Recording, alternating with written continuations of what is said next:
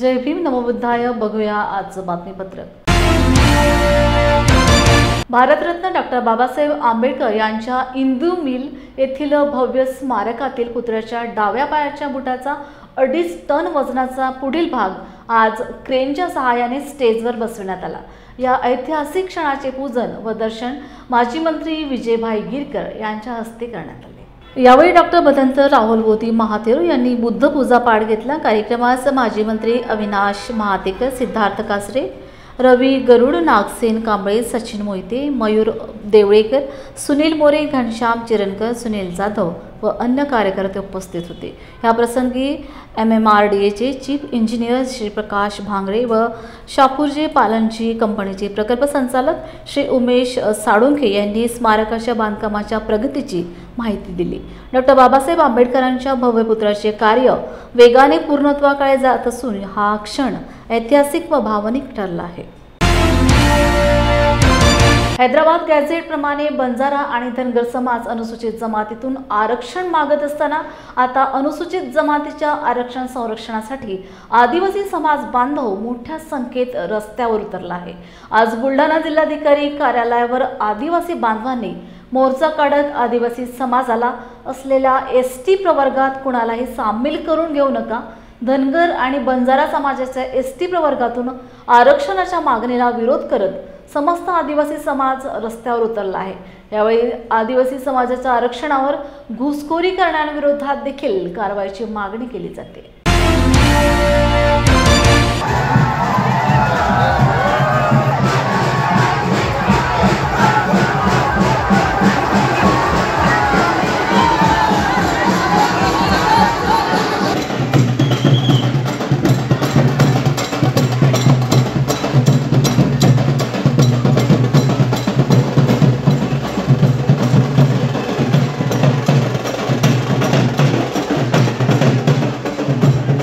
शहराचं नाव पूर्वी भिलटाणा होतं, इथूनच अन्याय सुरू झालेला आहे. नंतर बुलढाणा झालं.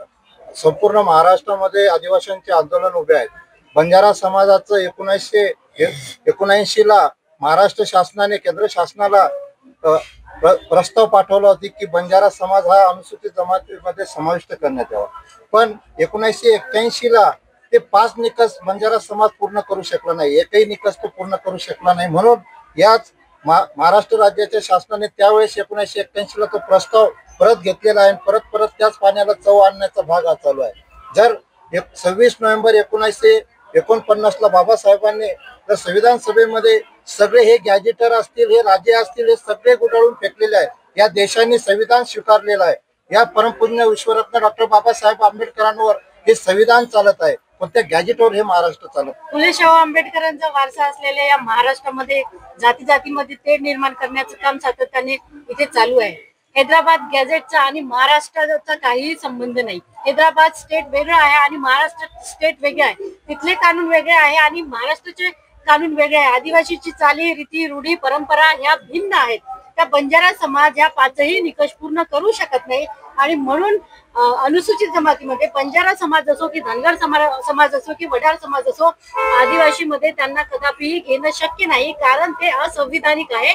आणि जर तसं होत असेल तर हा संविधानाचा अपमान आहे आणि आम्ही आमच्या ताटातली भाकरी इतर कोणालाही खाऊ देणार नाही. आणि त्यासाठी मग रस्त्यावर उतरून याही पेक्षा तीव्र स्वरूपाचं आंदोलन आम्ही त्या ठिकाणी उभं करू आणि पूर्ण महाराष्ट्रभर ते आंदोलन राहील. वंचित बहुजन आघाडी सांगोला तालुका यांच्या वतीने युथ आयकॉन्स दादा आंबेडकर यांच्या उपस्थितीत युवा महासंवाद सभा आयोजित करण्यात आली होती. यावेळी जिल्ह्यातून भारतीय बौद्ध महासभा, समता सैनिक दल व वंचित बहुजन आघाडीचे हजारो कार्यकर्ते उपस्थित होते. यावेळी महिलांची उपस्थिती लक्षणीय होती. गेले 8 दिवस संपूर्ण महाराष्ट्रामध्ये पाऊस पडला. त्या पावसामुळे जे वातावरण तयार झालं, त्यामुळे 28 तारखेची सभा यशस्वी होईल का नाही किंवा काय अडचणी, आम्हाला शेवटपर्यंत आज 5 वाजेपर्यंत सुद्धा असं वाटत नव्हतं की सभा होईल, परंतु सुजातदादा येणार आणि पाऊस थांबणार असं 100% आपल्याला कळेल की असा एकही क्षेत्र नाही, अशी एकही फील्ड नाही, असा एकही सेक्टर नाही जिकडे आपण मागे राहिलो. कुठलीही फील्ड घ्या, अर्थशास्त्र घ्या, समाजकारण घ्या, क्रीडा घ्या, बँकिंग घ्या, इन्फॉर्मेशन टेक्नॉलॉजी घ्या, IT घ्या, असा कुठलाही क्षेत्र नाहीये ज्याच्यामध्ये आपण त्या लोकांची बरोबरी करू नाही शकलो. पण असा फक्त एकच क्षेत्र आहे जिकडे आपण यांच्यापेक्षा थोडंसं मागास राहिलं, आणि ते म्हणजे राजकारण. आणि आता वेळ आलेली आहे मित्रांनो की ह्याची पण कमी भरून काढायची. आणि आता वेळ आली इकडच्या वंचित बहुजन तरुणांनी राजकीय भूमिका घेऊन, राजकीय चळवळीशी जोडून स्वतःची भूमिका आणि स्वतःचं राजकारण या महाराष्ट्रामध्ये, या जिल्ह्यामध्ये आणि सांगोला तालुक्यामध्ये उभं करा. मित्रांनो, परत एकदा सांग की असं कोणताही क्षेत्र नाही जिकडे आपण मागे राहिलो. आपला कोणताही क्षेत्र बघा, बँकिंग मध्ये आपली पोरं जातात, मोठमोठ्या कंपनीमध्ये उच्च पदावरती आपली पोरं राहतात, अधिकारी म्हणून MPSC करून पास झालेली, UPSC करून पास झालेली आपल्या मोठ्या पदावरती आपली पोरं राहतात. पण आज एकही मंत्री आपल्या विचारांचा उभा करू नाही शकत. ही खतखत आपल्या सर्वांना व्हायला पाहिजे. आणि हेच समजत असताना आपण सर्वांच्या समोर मी अजून एक मुद्दा मांडू इच्छितो की जी आपण तरक्की केली, आपण जे पुढे आलोय ते एका गोष्टीमध्ये आलं, ते म्हणजे बाबासाहेबांनी दिलेलं संविधान. बाबासाहेब आंबेडकरांनी आपल्याला संविधानामध्ये जे न्याय, हक्क आणि अधिकार मिळवून दिले, त्या न्याय, हक्क आणि अधिकाराच्या जोरावरती आज आपण तरक्की करून पुढे आलेलो आहोत. आणि म्हणून आपल्या सर्वांचं हे कर्तव्य, आपल्या सर्वांची ही जबाबदारी आहे की आपल्याला कोणत्याही परिस्थितीमध्ये, कोणत्याही हालतमध्ये डॉक्टर बाबासाहेब आंबेडकरांनी दिलेलं संविधान हे कोणत्याही किंमतमध्ये टिकून ठेवायचं. कारण आपल्या तरक्कीचा रस्ता, आपल्या प्रगतीचा रस्ता, आपल्या पुढील वाटचालीचा रस्ता हा आपल्याला संविधानामध्ये सेफगार्ड केलेला आहे, सुरक्षित करून ठेवलेला आहे. आणि एवढंच नाही तर आपण ज्या परिस्थितीतनं आज जिथपर्यंत पोहोचलोय, ज्या परिस्थितीतनं आपण पुढे आलोय, ती परिस्थिती जरी आपल्याला टिकून ठेवायची असेल तर ती परिस्थिती टिकून ठेवायला सुद्धा आपल्याला एक महत्वाचा लढा द्यायला लागणार आहे. हे आपण सर्वांनी समजून घेतलं पाहिजे. तात्या ट्रम्पने एकदा बंद केला की अमेरिका बरोबर तिकडे बसलेल्या भारतीयांना डोळ्यावरती लाथ मारून परत भारतात हकलून देणार. आणि मग ही लोक परत भारतात आली तर ह्यांना नोकऱ्या, ह्यांना शिक्षण, ह्यांना रोजगार कुठनं मिळवून देतील नरेंद्र मोदी? कुठनं मिळवून देतील? आपलं आरक्षण बंद करू. आता तुम्ही बघत असाल तर 50% पर्यंत आपल्याला आरक्षण मिळतं. SC, ST, OBC, SBC, VJNT नावाखाली आपल्याला आरक्षण मिळतं. जर अमेरिकेतनं 2-3 लाख लोक दरवर्षी परत यायला लागली तर नरेंद्र मोदी सरळ सरळ आपलं आरक्षण बंद करतील आणि आपल्या नावाचं आरक्षण ह्या इकडच्या NRIंना देऊन टाकतील. आणि हे परवडणार आहे आपल्याला. आणि दुसऱ्या बाजूला एक गेम समजून घ्या मित्रांनो, हे आरक्षण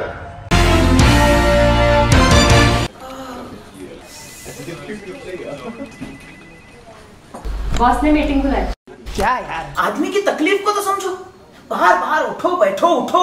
जनाब, तकलीफ उठने बैठने की नहीं, तकलीफ बवासीर की है. बवासीर, फिशर, भगंदर, पाइलोनियल साइंस का आयुर्वेद तथा आधुनिक लेजर से उपचार. अभ्युदय पाइल्स लेजर हॉस्पिटल, लोहार समाज भवन के पीछे, महापुष्प सोसाइटी, शताब्दी नगर चौक से मनीष नगर रोड, नागपुर. कॉल और विजिट करें www.pilesfistulacure.com.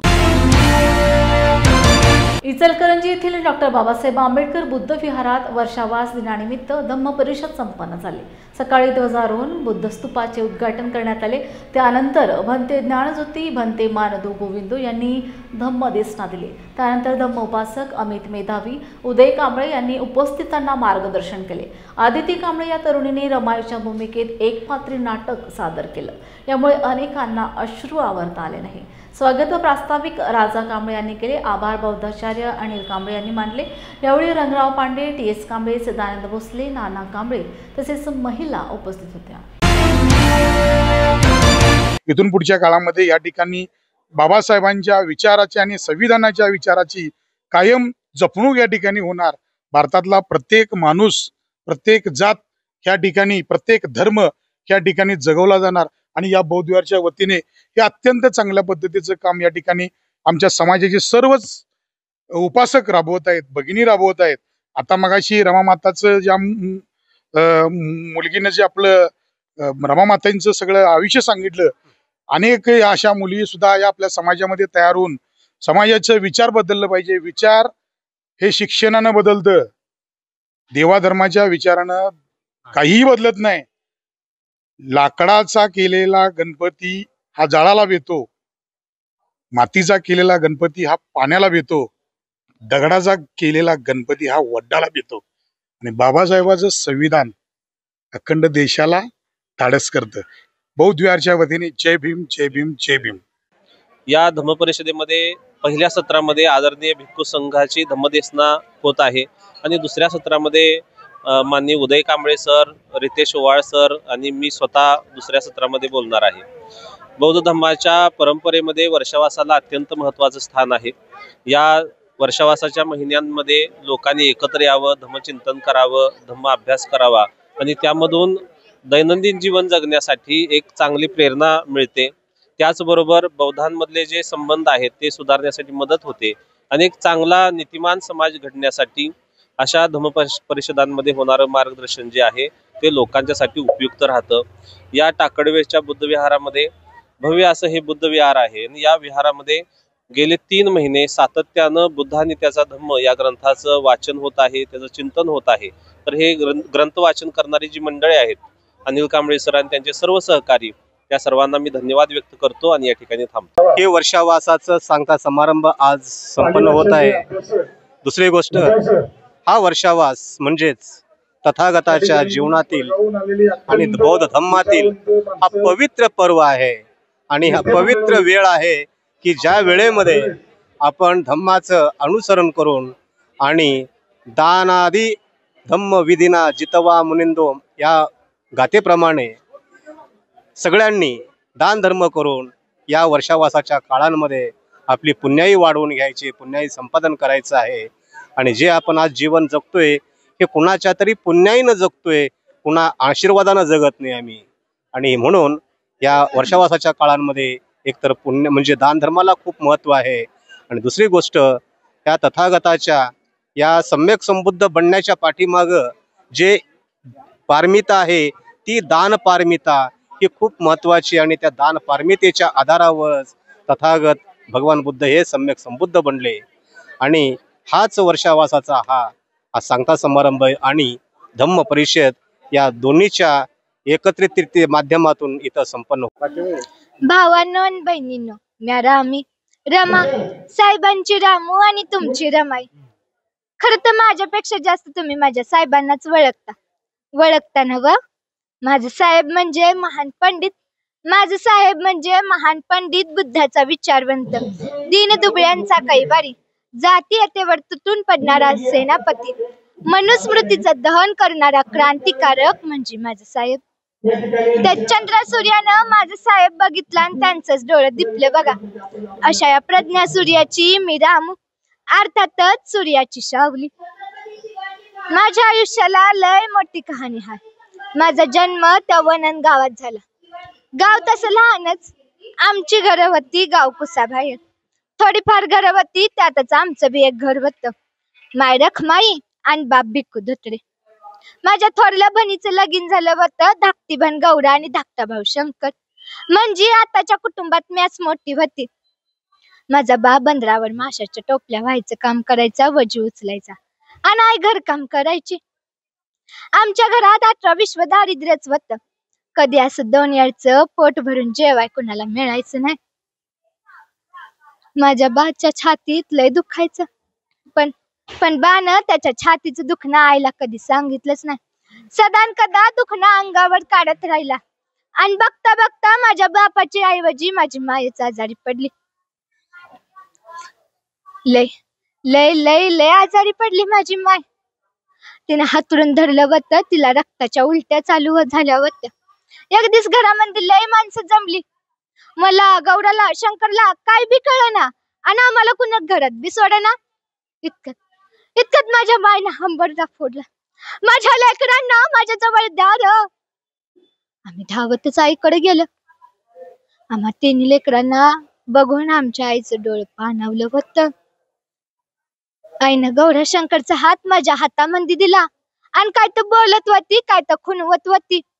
इतका जोराचा ठसका लागला. मैनाबाई पाणी द्यायला गेली पण पाणी पिता आलं नाही माझ्या मायला. ठसका थांबला ते रक्ताच्या उलटीनं आणि त्यातच माझ्या मायनं डोळं झाकलं. पाणी पाणी करता करता आमची आई आम्हाला कायमची तिथंच सोडून गेली. मी राजा कांबळे, बोधिसत्व डॉक्टर बाबासाहेब आंबेडकर बौद्ध विहाराचा संकल्पक आहे. गेले 3 महिने वर्षावाच्या निमित्तानं या ठिकाणी बौद्ध धम्म ग्रंथाचं वाचन होत होतं आणि आज त्याचा सांगता समारंभ आणि धम्म परिषद असा कार्यक्रम या ठिकाणी संपन्न होत आहे. या कार्यक्रमाला जिल्ह्यातील, तालुक्यातील आणि लोकल गावातील सर्व धम्म उपासक उपासिका या ठिकाणी उपस्थित राहिल्या होत्या आणि या कार्यक्रमाला अतिशय चांगले स्वरूप दिल्याबद्दल मी आमच्या बौद्ध समाज इचलकरंजी आणि अध्यक्ष बौद्ध समाज इचलकरंजी यांच्या वतीनं मी त्यांचे सततशा धन्यवाद देतो आणि उत्तरोत्तर बाबासाहेब आंबेडकरांची चळवळ आपण सर्वांनी चालवावी, एवढा तन मन धनानं चालवावी एवढे या ठिकाणी मी इच्छा व्यक्त करतो आणि रजा घेतो. जय भीम. महाराष्ट्रातील एकदा भव्य दिव्य मोठं बुद्ध विहार हे नावारूपाला इमारतीनं आणि जागेनं आलेलं आहे. तरी पण धम्माचा निनाद व्हावा, धम्माची माणसं जडणघडण व्हावी हा दृष्टिकोन पाळून आम्ही या ठिकाणी सिद्धार्थ कांबळे, गौतम कांबळे, अनेक आम्ही आणि आदरणीय आमचे राजाभाऊ कांबळे यांच्या माध्यमातून आम्ही गेले 3 महिने वर्षावासाचं नियोजन केलेलं आहे आणि आज 5 ऑक्टोबर 2025 रोजी आज आपण वर्षावासाची सांगता करत आहोत. एवढंच या ठिकाणी मी नमूद करू शकतो की बाबासाहेबांचं काम धम्माच्या बाबतीत पुढारलेलं आहे आणि चांगलं आहे. 1956 साली आपल्याला बाबासाहेबांनी बौद्ध धम्म दिलेला आहे, त्याचं अनुकरण करणं आवश्यक आहे. दिला म्हणजे शब्दांना दिला असं नाही, स्वतः अनुकरण करणं आवश्यक आहे आणि त्या माध्यमातून आपण या ठिकाणी बौद्ध धम्म परिषद या ठिकाणी घेत आहोत. सकारात्मक परिषद आहे.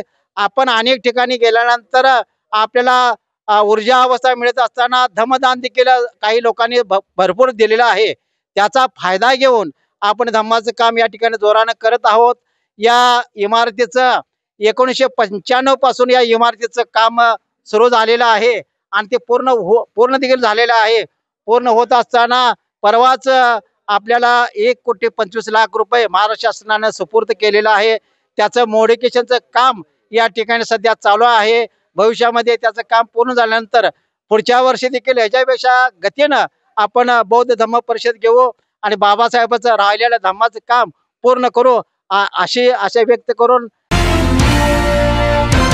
नगर परिषद वरोराचे माजी नगराध्यक्ष, भारतीय जनता पक्षाचे माजी जिल्हा सचिव तसेच भाजप अल्पसंख्याक आघाडीचे माजी प्रदेश उपाध्यक्ष एहतेशाम अली यांनी आपल्या समर्थकांसोबत भारतीय राष्ट्रीय काँग्रेसचे राष्ट्रीय अध्यक्ष मल्लिकार्जुन खरगे, विरोधी पक्षनेते खासदार राहुल गांधी यांच्या नेतृत्वावर विश्वास ठेवून व त्यांच्या कार्याने प्रभावित होऊन चंद्रपूर लोकसभेच्या सक्रिय व धाडसी खासदार श्रीमती प्रतिभाताई धानोरकर यांच्या सर्वसमावेशक नेतृत्वात एहतेशाम अली यांनी काँग्रेस पक्षात प्रवेश करून लोकशाही वाचवण्याच्या या लढाईत सहभागी होण्याचा निर्णय घेऊन हर्षवर्धनदादा सपकाळ व खासदार प्रतिभाताई धानोरकर यांच्या प्रमुख उपस्थितीत आपल्या कार्यकर्त्यांसह काँग्रेस पक्षात प्रवेश केलाय. आज माझ्या घरी परत येताना फार आनंद झाला. वास्तविक जरी मी पक्ष सोडून आदरणीय संजयबाबू देवतडे स्वर्गीय यांच्या प्रेमापोटी भाजपमध्ये गेलो होतो, पण त्या ठिकाणी विचाराच्या लढाईमध्ये माझं मन लागत नव्हतं. कारण एक लहानपणापासून एक क्रांतिकारी विचार माझ्या मनात आहे की या देशामधील प्रत्येक समाज, प्रत्येक जात, प्रत्येक धर्म यांचा आदर झाला पाहिजे आणि आपण आपल्या देशात सर्व बंधू भगिनी म्हणून काम केलं पाहिजे. आणि राहुल गांधींचे जे विचार आहे की नफरत छोडो भारत जोडो, त्याच्याशिवाय आपल्या देशाचा विकास होऊच शकत नाही. जेव्हापर्यंत आपण आपसात नफरत सोडणार नाही तेव्हापर्यंत आपल्या देशाची प्रगती होणार नाही. आज या माझ्या जुन्या पक्षात येऊन मला आनंद होत आहे आणि माझ्या त्या विचाराला समोर वाढवण्याकरता मला फार मोठी मदत. क्या हुआ? हुआ बहू? माँ, पाइल्स की बहुत तकलीफ हो रही है। तो तुम गुदरोग सर्जन के पास क्यों नहीं गई? देखो, जैसे हार्ट के लिए हार्ट स्पेशलिस्ट, ब्रेन के लिए ब्रेन स्पेशलिस्ट, तो पाइल्स के लिए पाइल स्पेशलिस्ट क्यों नहीं? स्त्री हो या पुरुष, टॉयलेट में तकलीफ केवल पाइल्स ही नहीं, और भी कई प्रकार के गुदरोग तथा कैंसर भी हो सकता है। इसीलिए इसकी प्रत्यक्ष जांच जरूरी है। ठीक है माँ, पर जांच के लिए हम जाएंगे कहाँ? वही काले आयुर्वेदिक पाइल्स हॉस्पिटल में। लेकिन माँ, प्रेगनेंसी में पाइल्स की दवाइयाँ? प्रेगनेंसी में आयुर्वेदिक दवाइयाँ सुरक्षित होती है। जनहित में जारी काले आयुर्वेदिक पाइल्स हॉस्पिटल, औषधि चिकित्सा तथा सर्जरी ट्रीटमेंट उपलब्ध। हमारा पता उमरेड रोड, दिघौरी बस स्टॉप के पास, नागपुर। अधिक जानकारी के लिए वेबसाइट पर जाएं kalepailshospital.com।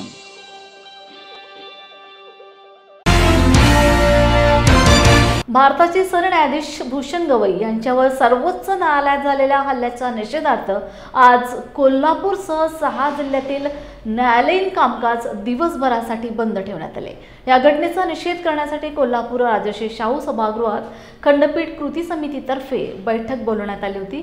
अध्यक्षस्थानी बार असोसिएशनचे अध्यक्ष VR पाटील होते।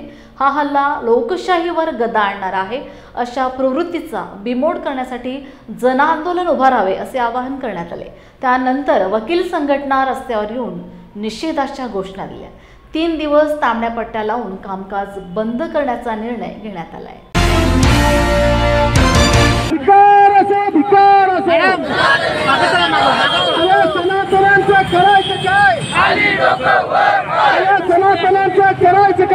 उच्च न्यायालयामध्ये भारताचे सरन्यायाधीश माननीय नामदार भूषण गवई साहेब यांच्यावर हल्ला करण्याचा प्रयत्न केला आणि हल्ला करणारा जो विकृत प्रवृत्तीचा वकील राकेश किशोर यांना हल्ला करताना सनातन संस्कृतीचं संरक्षण करण्यासाठी किंवा सनातन संस्कृतीचा अपमान करणारे अशा प्रकारच्या घटना दिलेल्या होत्या। या सर्व प्रकाराचा निषेध करण्यासाठी आज कोल्हापूर जिल्हा बार असोसिएशननं विशेष सर्वसाधारण सभा बोलवलेली होती। या विशेष सर्वसाधारण सभेमध्ये बहुतांश म्हणजे सर्वच वक्त्यांनी या प्रवृत्तीचा निषेध व्यक्त केलेला आहे आणि त्यामध्ये पहिले 3 ठराव जे झालेले आहेत तो सनातन या भूषण गवई साहेबांच्यावर जो हल्ला करणारा व्यक्ती किंवा प्रवृत्ती आहे त्या प्रवृत्तीचा निषेध करणारा ठराव झालेला आहे। त्यानंतर सर्वोच्च न्यायालयामध्ये घडलेल्या या घटनेबाबत सर्वोच्च न्यायालयाने मान्य नामदार सर्वोच्च न्यायालयाने स्वतःहून कंटेम्प्ट ऑफ कोर्टची ॲक्शन या वकिलाविरुद्ध करावी अशा प्रकारचा ठराव करून तो सर्वोच्च न्यायालयाला पाठवण्यात येणार आहे। त्याचबरोबर ज्या पद्धतीच्या घोषणा त्या राकेश किशोरने दिल्या की सनातन संस्कृतीचा अपमान सहन करणार नाही अशा पद्धतीच्या घोषणा देऊन त्यांनी हल्ला करण्याचा प्रयत्न केल्यामुळे या सनातन विचाराच्या विचारसरणीचा या बार असोसिएशनच्या सभेमध्ये निषेध व्यक्त करण्यात आलेला आहे। आणि एकंदरीत बघितलं तर एक कोल्हापूर जिल्हा किंवा कोल्हापूर करवीर नगरी ही राजर्षी शाहू छत्रपती महाराजांची नगरी म्हणून ओळखली जाते आणि पुरोगामी विचारांचा वारसा सांगणारी ही जी काही नगरी आहे त्या नगरीमधून पुरोगामी विचारांचं रक्षण करण्यासाठी यापुढं एक ॲक्शन कमिटी नेमण्याची ठरलेली आहे। त्या ॲक्शन कमिटीच्या प्रमुखपदी आम्ही निवृत्त न्यायमूर्ती माननीय तानाजी नलवडे साहेब यांची निवड केलेली एकमतानं निवड केलेली आहे। त्याबरोबर ॲक्शन कमिटीमधील बाकी सदस्यांची निवड देखील चालू आहे आणि निश्चितपणाने एक ठोस कार्यक्रम विचारात घेऊन कमिटीची मिटिंग झाल्यानंतर या पुरोगामी विचारांचं संरक्षण करण्यासाठी किंवा संविधानाचं संरक्षण करण्यासाठी आपल्या कोल्हापूर जिल्ह्यातून जी सुरुवात करायची आहे ती सुरुवात केली जाईल। निश्चितपणानं आजपर्यंत कोल्हापुरातून ज्या जे विचार मांडले गेले ते विचार यशस्वी झाले आणि यापुढं देखील संविधानाच्या संरक्षणाची जबाबदारी स्वीकारून आपण यापुढे कार्य करायचं असं बार असोसिएशननं ठरवलेलं आहे। पुढची गोष्ट म्हणजे आता जी काही हे झाली कालची जी घटना घडलेली आहे त्या घटनेच्या निषेधार्थ येणाऱ्या त्या 3 दिवसामध्ये आपण उद्यापासून सगळे वकील कोल्हापूर जिल्ह्यातील लाल फिती लावून काम निषेध म्हणून लाल फिती लावून काम करतील। धर्मांध शक्तीचा मान्य श्री भूषण गवई साहेबांच्यावरला हल्ला हा शेवटचा हातोडा आहे। हा जर हातोडा पचला तर सर्व भारतीयांचं स्वातंत्र्य नष्ट होणार आहे किंवा संपुष्टात येणार आहे। त्यामुळे या प्रवृत्तीला वेळीच ठेचून काढणं आवश्यक आहे। त्यामुळे नुकतं आंदोलन मोर्चे निषेध करून भागणार नाही, तर कोल्हापूरची जवळजवळ 35 वर्षाची मागणी भूषण गवई साहेबांनी पूर्ण केलेली आहे आणि त्यांच्या प्रयत्नामुळेच इथं आज सर्किट बेंच झालेला आहे आणि त्या प्रवृत्तीचा निषेध न करता त्या प्रवृत्तीला कोल्हापुरात खेचून आणणे कायद्याच्या माध्यमातून आणि त्याच्यावर कोल्हापूर हिसका दाखवणे हा एकमेव उपाय या प्रवृत्तीला गाडण्यासाठी आहे। या प्रवृत्तीला ही प्रवृत्ती नुकतं निषेध मोर्चा करून काही उपयोग नाही। ह्या प्रवृत्तीला लोकांचा समोर असलेला संताप त्यांनी पाहिला तरच ते विचलित होतात, अन्यथा नाही। त्यामुळं आम्ही बार असोसिएशनतर्फे त्या व्यक्तीविरोधात त्या वकिलाविरोधात आम्ही फौजदारी कारवाई करणार आहोत आणि त्याला कोल्हापूर येथे त्यांना कोल्हापूर येथे त्याला कायद्याच्या माध्यमातून पकडून आणून त्यांना कोल्हापूर हिसका आम्ही दाखवू आणि हेच खरे भूषण गवई साहेबांना न्याय आहे असं मी समजतो। भारत देशाला डॉक्टर बाबासाहेब आंबेडकर यांची पुरोगामी विचारच तारणार असून डॉक्टर बाबासाहेब आंबेडकर यांनी लिहिलेले संविधान वाचवण्यासाठी पुरोगामी पत्रकार संघ संपूर्ण भारतात कार्य करीत असल्याचं मत पुरोगामी पत्रकार संघाचे संस्थापक अध्यक्ष विजय सूर्यवंशी यांनी राष्ट्रीय पुरोगामी पत्रकार संघाच्या मध्य प्रदेशातील छिंदवाडा येथील पुरोगामी पत्रकार संघाच्या संपर्क कार्यालयाच्या उद्घाटन समारोह कार्यक्रमात व्यक्त केले। भारत देशामध्ये याची कुठेतरी सुरुवात करायची होती आणि आमचे राष्ट्रीय संघटक निलेशजी ठाकरे यांच्या प्रयत्नाला यश आलेलं आहे। त्यांनी मध्य प्रदेश, तेलंगणा, कर्नाटक आणि गुजरात या ठिकाणी यशस्वी प्रयत्न करून तिथे पुरोगामी पत्रकार संघाचा ही कार्यकारिणी सुरू झाली।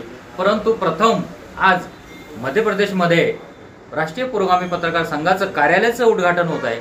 इथे मध्य प्रदेशमध्ये राष्ट्रीय पुरोगामी पत्रकार संघाचे मध्य प्रदेश अध्यक्ष प्रदीप भाऊ जुलमे यांना केलेले आहे। त्यांच्या नेतृत्वामध्ये इथे जवळजवळ 55 ते 52 काही जिल्हे आहेत, त्यातील 25 ते 30 जिल्हा अध्यक्ष ते नियुक्त करणार आहेत। तर आम्ही सर्व मुंबई, ठाणे, पुणे इथून सर्व पदाधिकारी आले, आपले चंद्रपूरहून सर्व इथे पदाधिकारी एकत्रित आलो आहोत आणि हा कार्यक्रम आता संपर्क कार्यालयाचं उद्घाटन होणार आहे। त्याचबरोबर काही पदाधिकाऱ्यांच्या नियुक्त्या द्यायच्या आहेत आणि ज्याप्रमाणे मध्य प्रदेशमध्ये आम्हाला आशा आहे की प्रदीप भाऊ जुलमे यांच्या अध्यक्षतेमध्ये निश्चितच या मध्य प्रदेश राज्यामध्ये यशस्वीपणे पुरोगामी पत्रकार संघाची वाटचाल ही यशस्वी आणि ठळक राहील अशी आम्हाला खात्री आहे।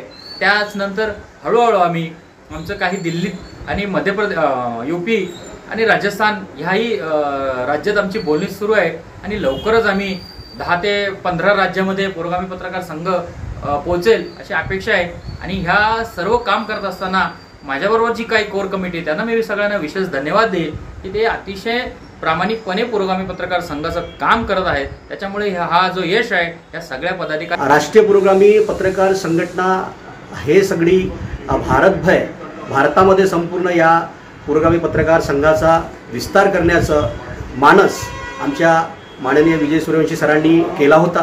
त्या प्रयत्नाला कुठेतरी प्रत्येक राष्ट्रीय पुरोगामी पत्रकार संघाचे जे पदाधिकारी आहेत, सदस्य असतील, त्यांनी प्रयत्न केला पाहिजे। तोच प्रयत्न मी सुद्धा केलेला आहे आणि म्हणूनच आज केवळ महाराष्ट्रापुरतं पुरोगामी पत्रकार संघ राहिला नसून तो आता भारतभर तो आता कुठे ना कुठे विस्तार करत आहे, ज्यामध्ये गुजरात आहे, तेलंगणा आहे, कर्नाटक आहे आणि आता महाराष्ट्राच्या पलीकडे पुन्हा जुळलेला जो प्रदेश आहे मध्य प्रदेश, तिथे आमचे प्रदीप भाऊ जुलमे जे आहेत ते या मध्य प्रदेशचे राज्याचे अध्यक्ष आहेत। राष्ट्रीय पुरोगामी पत्रकार संघाचे एक तडफदार आणि युवा असं एक नेतृत्व आहे, ज्यांनी अनेक वृत्तपत्रासाठी काम केलं आहे। आता इलेक्ट्रॉनिक चॅनलच्या माध्यमातून ते काम करत आहेत, पण त्यासोबत ते एक सामाजिक बांधिलकी त्यांनी जपलेली आहे आणि सामाजिक क्षेत्रात सुद्धा ते आपल्या संघटनेच्या माध्यमातून काम करणार आहेत आणि त्यांनी एक मानस केलेला आहे। मध्य प्रदेश राज्यामध्ये 55 जिल्हे आहे असं त्यांच्याकडून माहिती मिळाली आहे, त्यापैकी 20 ते 25 जिल्ह्यामध्ये ते राष्ट्रीय पुरोगामी पत्रकार संघाचे आता जिल्हाध्यक्ष नियुक्ती करणार आहेत आणि त्यामुळे मध्य प्रदेशमध्ये राष्ट्रीय पुरोगामी पत्रकार संघटना ही हळूहळू विस्तार करेल आणि प्रत्येक महापुरुषांचे जे आपण ज्यांना आदर्श मानतो असे जे आपले महापुरुष आहेत पुरोगामी विचाराचे, त्या महापुरुषांचे विचार तळागाळापर्यंत पोहोचवण्याचं काम प्रदीपभाऊ जुलमे करणार आहेत. म्हणून आजच्या या उद्घाटनाप्रसंगी मी प्रदीपभाऊ जुलमे यांना संपूर्ण राष्ट्रीय पुरोगामी पत्रकार संघाच्या राष्ट्रीय कार्यकारिणी असेल किंवा सगळे जे कोर कमिटीचे मेंबर असतील, सदस्य असतील, त्यांच्या वतीने मी त्यांना खूप खूप धन्यवाद देतो, शुभेच्छा देतो पुढील वाटचालीसाठी. आणि त्यांनी लवकरात लवकर राष्ट्रीय पुरोगामी पत्रकार संघटनेचं काम संपूर्ण मध्य प्रदेशच्या प्रत्येक जिल्ह्यात, गावात, तालुक्यात त्यांनी करावं असे मी त्यांना शुभेच्छा देतो. राष्ट्रीय पुरोगामी पत्रकार संघटनेचं इथं उदय आणि इथं एक झेंडा आम्ही काढणार आहोत आणि त्याची जी कमान आहे, माझ्यावर आमचे जे राष्ट्रीय अध्यक्ष यांनी माझ्यावर विश्वास दाखवला आणि प्रदेश अध्यक्षाची जे जिम्मेदारी मला दिली आहे, मी या प्रदेशाध्यक्षाच्या पदावर आल्यानंतर मी राष्ट्रीय पुरोगामी पत्रकार संघटनेला मध्य प्रदेशच्या प्रत्येक गावागावात आणि गल्लीगल्लीपर्यंत मी नेण्याचा धाडस आणि प्रयत्न करीन आणि आपल्या तनमन धनाने या संघटनेला मी समोर नेईन अशी मी यांना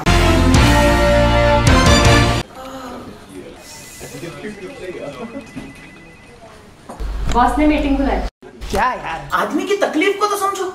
बाहर बाहर उठो बैठो. जनाब, तकलीफ उठने बैठने की नहीं, तकलीफ बवासीर की है। बवासीर, फिशर, भगंदर, पाइलोनियल साइंस का आयुर्वेद तथा आधुनिक लेजर से उपचार। अभ्युदय पाइल्स लेजर हॉस्पिटल, लोहार समाज भवन के पीछे, महापुष्प सोसाइटी, शताब्दी नगर चौक से मनीष नगर रोड, नागपुर। कॉल और विजिट करें www.pilesfistulacure.com। बौद्धांनी दर रविवारी विहारात गेलंच पाहिजे असं डॉक्टर बाबासाहेब आंबेडकर यांनी म्हटलं होतं। या आवाहनाला प्रतिसाद देत कोल्हापूर जिल्हा हातकणंगले तालुका कोरोची येथे डॉक्टर बाबासाहेब आंबेडकर सांस्कृतिक विहारात पंचशील, त्रिशरण आणि सामुदायिक बुद्ध वंदना करण्यात आली। अनेक विद्यार्थ्यांनी डॉक्टर बाबासाहेब आंबेडकर आणि तथागत गौतम बुद्ध यांच्याविषयी गीत गायन केले। संपूर्ण विहार खचाखच भरले होते।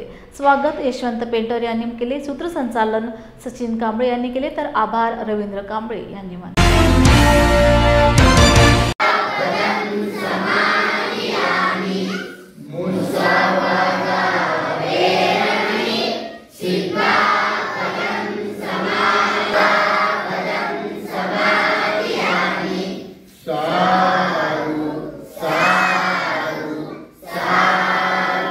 हे संसार वर्गाची खऱ्या अर्थाने या ठिकाणी गरज का भासली। या ठिकाणी आम्ही एक 10-12 युवक या ठिकाणी आम्ही जमलेलो। आता कसं आहे, मोबाईलचं या ठिकाणी युग असल्यामुळे मुलं मोबाईलच्या नादाला लागलेत, मोबाईलच्या गेमच्या नादाला लागलेत, गेमवर वळलेत काय। त्यानंतर वाचनाचा छंद यांचा कमी झाला, परत शिक्षणाचा छंद कमी झाला। म्हणून या ठिकाणी आम्ही एक संसार वर्ग चालू केला। त्या माध्यमातून मुलांचं शिक्षणाकडे मन वळेल आणि मुलं वाचायला शिकतील, ती मुलं घडवण्याचं काम या ठिकाणी केलो आम्ही। आणि मोबाईलपासून त्याला प्रवृत्त करण्याचं काम या ठिकाणी आम्ही केलं। ही आमची सुरुवात आहे। छोट्या या ठिकाणी रोपटे आम्ही लावले। या ठिकाणी बऱ्याच दिवसांनी मोठ्या याच्या झाडामध्ये वृक्षात रूपांतर आम्ही या ठिकाणी केल्याशिवाय राहणार नाही। निघतो झोपडीत माझ्या सोन्याचा धूर, निघतो झोपडीत माझ्या मजला सलाम करतो तो दिल्लीचा राजा, मजला सलाम करतो तो दिल्लीचा राजा। भीमलेखनीची धार, क्रांतीची झाली तरवार, क्रांतीची झाली तलवार, भीमलेखनीची धार, भीमलेखनीची धार। पूर्वी काळापासून संस्कार होतेच, परंतु आता आमच्या एका ताईंनी बोलले की हे संस्कार वर्ग हे भवन जरा वस्तीपासून जरा थोडंसं लांब आहे, परंतु आजपर्यंत आपल्या भगिनीच्या मनामध्ये कोणीतरी भरवलेलं आहे की इथं आल्यानंतर माझ्या मुलांना ताप येतो आणि कोणाला योगायोगाने आला असेल तर त्या मुलाला ताप आल्यानंतर खरंच तिथं काहीतरी होतं आहे असा अक्षरशः हा संस्कार वर्ग बंद पडलेला होता। परत एकदा सगळी टीम आमची तयार झाली आणि मग आनंद एवढा वाटतो की आपण काय असा जर समाजामध्ये असेल तर आपण काय करू शकणार नाही।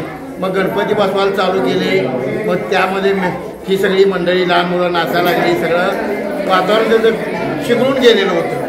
परंतु परत एकदा या सगळ्यांच्या लक्षात आलं की आपण इथं संस्कार वगैरे चालू करायला पाहिजे. पूर्वी कसा होता तसा त्याच्यापेक्षा जास्त तसं जर बघायला गेलं तर तुम्हाला माहिती आहे सगळीकडे आम्ही फिरतो. तुम्ही म्हणता त्या पद्धतीनं प्रत्येक विहारामध्ये गीत म्हणण्याचा योगायोग येतो. एवढी मंडळी नसतात, आम्हीच म्हणायचं आम्हीच ऐकायची परिस्थिती असते. पण इथं तुम्हाला वेगळापणा जाणून कशासाठी दिसला की लहान मुलं सहसा येत नाही ते आम्हाला माहीत आहे. खेळाची त्यांना हौस असते. या कोरची गावात त्याच्या आधी बुधवार पेंटर मामा घेत होते, मग त्याच्या कालावधीत 1-2 काय बंदच पडले. परत आणि समाजाने सगळी एकत्र मुलं आली, सगळी सचिन कांबळे आमचे तिरच लागतात ते पण आले, सगळी मिटिंग घेतली. परत आपण विहार चालू करूया. विहार आपल्या सगळ्या गावामध्ये सगळ्याकडेच ऐकायला मिळतं की इथं चालू आहे. आपल्या कोरची गावामध्ये का नाही, कशाबद्दल आपण पण चालू करूया. त्यांनी सुरुवात केली. प्रत्येक घरात ते थोडा भाऊन कसे गेले की भूत लागत होते. असं कसं लागेल, भूत लागेल. मग सगळ्या मुलांनी इथं पहिला थोडे यायला लागले, थोडे येत परत सगळ्यांना काय म्हण अगं बाई जे गणपती बसवले होते आमच्या गावामध्ये सगळेजण गणपतीकडे आणि बिहारमध्ये 4 मुलं. मग शेवट सचिन सरांनी भाषण केले. त्यांच्या भाषणावर की असं मुलां परिवर्तन झालं की तिकडे मुलं जायची बंद झाली, परत तिकडे बिहारमध्ये यायला लागली. इतका उत्साह वाटला.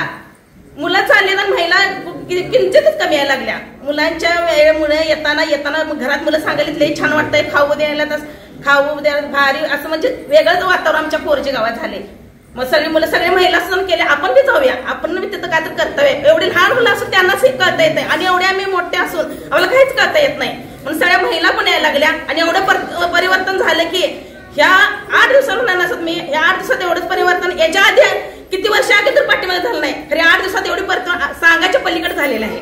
आणि सचिन सरांनी एवढं साथ दिलेलं आहे गावाला. त्यांनी शिवरले परगावला राहत असताना त्यांनी सगळं काम का सोडून ते रविवारी तर सगळ्या कामाला महत्व देता पुढवून आणि सुनीलनं त्या दोघं मिळून परत इतर आपल्या बौद्ध समाजाने सगळे लोक सगळे एकत्र येऊन सगळे एकत्र चांगला व्यवहार चाललेला आहे. इथं पण असं चालेल आणि असं काही आगीतून पडणार नाही आणि याच्या पुढे मोठा उत्साह आमच्या इथं साजरा होईल. कोरोची आमच्या इथं बुद्ध विहारात दर रविवारी वंदना घेतली जाते आणि थोडक्यातच म्हणजे असं नातीन येत होत्या. प्रत्येकाच्या येण्यानं दर रविवारी महिलांचा मेळावा इथं जमतो. आणि मला खरं म्हटलं तर बाबासाहेबांच्या बद्दल एकच वाक्य वाटतंय ते मी मुलांना माहिती नव्हतं, पण इथं आल्यापासून इतकं माहिती मिळाली आम्हाला आंबेडकरांच्या बद्दल, इतकं म्हणजे शिकायला मिळालं. त्यामुळे आम्ही त्यातून खूप शिकू शकतोय. मी माझ्या मुलांना सगळ्यांना हे सांगू शकते की प्रत्येकाने प्रत्येक रविवारी येऊन आपल्याला जे काही शिकता येईल, आपल्या समाजाला कसं पुढं नेता येईल याची सगळ्यांनी मनापासून प्रयत्न करावा. माझे नाव अनन्या भिकाजी भडकुंबे. कसा उतरे आपला भीमा, साध्या शब्दात मी मांडतो या भीमा. संकटात उभी होती म्हातार मागेला परदेशात, पोटात झाला बॅरिस्टर चालला ऐटीत. मान उंचावली बोलली ज्यानं संविधान लिहिला असा तुमचा माझा भीमराव होता. ज्यानं संविधान लिहिला असा तुमचा माझा भीमराव होता. जय भीम. प्रगत गाव आहे आणि या गावामध्ये संख्येनं या ठिकाणी बहुजन समाज आहे आणि या समाजात आजूबाजूला थोडंसं वातावरण गढूळ असल्यामुळं एक संस्कार शिस्त लागणं गरजेचं आहे. आणि त्यामुळं आमचं टार्गेट आहे हे वय वर्ष 6 ते 10 या मुलांचं. आम्ही 6 ते 10 याच मुलांवर कार्य करणार आहोत. त्यांनाच त्यांच्याच माध्यमातून आम्ही आता वाचनालय सुरू केलं आहे आणि या वाचनालयातून आम्ही या वयोगटातील मुलांना सांगण्याचं कारण असं की या वयोगटातील मुलंच आता ह्या बाबासाहेबांना बुद्धांना जाणू शकतात. कारण जी मोठी मुलं आहेत ती आता थोडीशी भरकटलेली आहेत. म्हणजे काय झालं, प्रत्येक ठिकाणी धम्मपरिषद आम्ही बघतो, तोच वक्ता तो एक श्रोते कसा सांगणार धम्म रे, शासनगती जमात आता झाली आहे कशी धम्म रे. तर ही शासनगती जमात आम्हाला सुरू करायची आहे आणि मी 100% ग्वाही देतो की येत्या 4 ते 5 वर्षामध्ये या कोरोची गावामधून बहुसंख्य संख्येनं बहुजन समाजातील मुलं ही IPS किंवा IAS एवढा मोठा तर होणार आहे, किमान MPSC पोलीस भरती या माध्यमातून पुढे जातील आणि हा संसार यासाठी. जय भीम इंडियाच्या बातमीपत्रात वेळ झाली इथेच थांबण्याची. पुन्हा भेटूया ताजा घडामोडी घेऊन. जय भीम.